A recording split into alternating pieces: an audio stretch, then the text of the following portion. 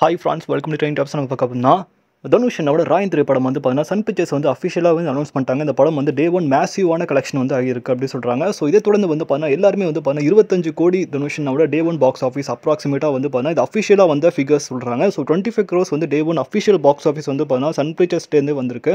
Massive opening அப்படின்ற மாதிரி ஒரு போஸ்டர் ரிலீஸ் பண்ணியிருக்காங்க.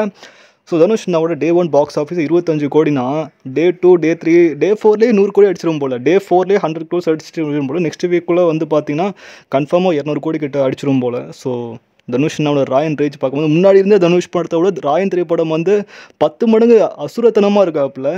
இந்த 10த்தில் ராவணனா சொல்கிற மாதிரி தனுஷ்னாவோட ராயன் வந்து அந்தளவுக்கு போயிட்டுருக்கு.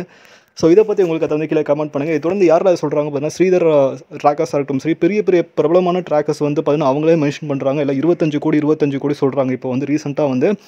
ஸோ இதை பற்றி உங்களுக்கு அதை வந்து கீழே கமெண்ட் பண்ணுங்கள். மேலே நம்ம சேனல் லைக் பண்ணுங்கள், ஷேர் பண்ணுங்கள், சப்ஸ்கிரைப் பண்ணுங்கள், மறக்காம பெல் ஐகான் டைப் பண்ண மகிழ்ச்சி.